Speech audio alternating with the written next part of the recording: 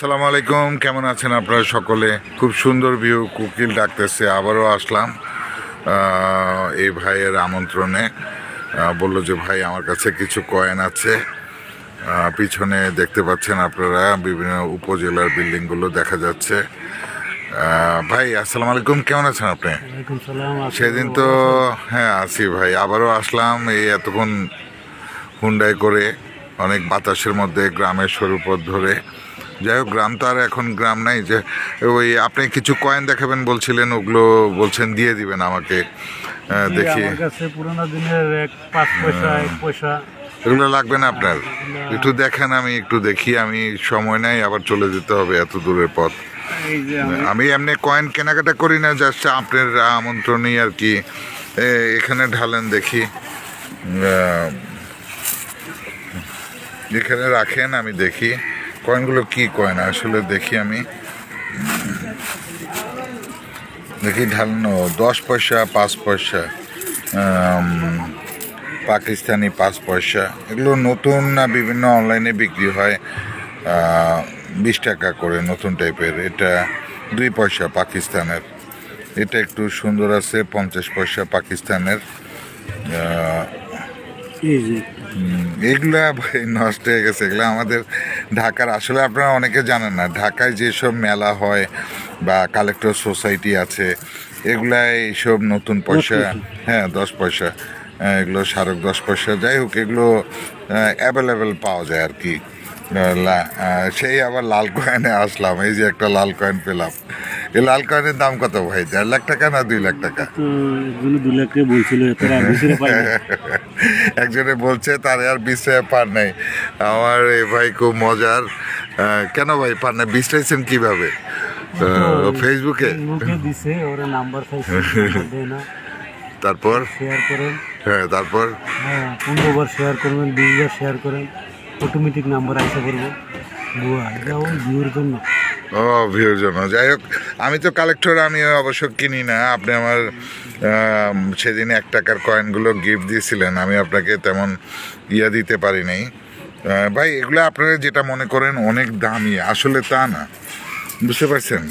এগুলো যে অনেকে মনে করে পিতলের 5 পয়সা আছে, সেই 62 সন 64 সন 68 সন, এগুলো সম্পূর্ণ ভুল কথা। হ্যাঁ, যে জিনিসটা সংগ্রাহক সংগ্রহ করে সেই ক্ষেত্রে কয়েন একটু দাম হয়, কিন্তু এত দামি না। যেমন এই যে আমাদের পাকিস্তানের 10 পয়সা, এগুলো মনে করেন যদি অন্যান্য সালেরগুলো 61 থেকে শুরু করে 70 71 সাল পর্যন্ত আছে, আবার 74 সাল পর্যন্ত আছে, কিন্তু 72 73 74গুলো কম পাওয়া যায়, যার জন্য এগুলো একটু কালেক্টরদের। হ্যাঁ হ্যাঁ, পাকিস্তানে কত পয়সা এটা? 25 দেখি। হ্যাঁ, এটা 25 পয়সা। সেই ক্ষেত্রে এগুলো একটু দাম হয়, এই 10 পয়সার বলতে গেলে। আর দামটা কিন্তু সংগ্রাহকরা সৃষ্টি করে, কারণ সংগ্রাহকের প্রয়োজন হয় একটা কয়েন তার 72 সালের দরকার, বা 73 সালের দরকার, বা 74 সালের দরকার। হ্যাঁ দেখছি 2 পয়সা। আপনারা হয়তো মনে করেন এগুলো অনেক দামি, আসলে কয়েন থাকলেই দাম হয় না, ওটা বুঝতে পারছেন? কয়েন থাকলেই দাম হয় না। বাইরে আপনাদের সিনারিটা খুব সুন্দর। ওদিন আমরা 400 টাকা দিচ্ছেন, আমার গইছে, বুঝছেন? এখন আজকে যদি একটু বাড়ে না, সেদিন তো আপনি আমাকে এমনি কয়েনগুলো দিতে চেয়েছেন, আমি সম্মানী হিসাবে আপনি এত দূর থেকে আসলাম। মানে আর লাল কয়েন আমাদের ঢাকায় প্রচুর পরিমাণ পাওয়া যায়। আচ্ছা যাই হোক, এখন এগুলো আপনার বিক্রি হয়, এই যে নতুন অবস্থায় বিভিন্ন রেপুটেটেড অনলাইনে আপনার বিক্রি হয় কত জানেন?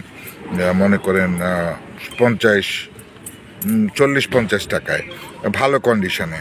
আবার ময়লা হলে ওগুলো কেউ নেয় না। এটা যেমন 1968 সালের, এই যে এগুলো 40-50 টাকা করে বিক্রি হয়। যারা ইউটিউবে বিভিন্ন মানে উল্টাপাল্টা ভিডিও দেখে, তাদের মাথা খারাপ হয়। তারা কেন মাথা খারাপ করে? 2025 সালে এটা এত হবে, ওইটা হবে। আবার এই যে 1 রুপি 1/2 রুপি যে কয়েনগুলো দেখতে পাচ্ছেন, এগুলোকে বলে রূপার পয়সা। আদৌ পাকিস্তানি 1948 সন থেকে কোনো পয়সাই কিন্তু রূপার না। এই যে এটা 1/2 রুপি, দেখতে পাচ্ছেন? তো যাই হোক, এই যে এখন তো আপনি বলবেন এই 1 টাকার দাম 1.5 লাখ 2 লাখ টাকা, এগুলো সম্পূর্ণ ভুল ধারণা। আচ্ছা, আমি একটা মূল্য দিয়ে আমি আপনার থেকে নিচ্ছি, মনে করেন আমি অ্যাভারেজে আপনাকে সবগুলো মনে করেন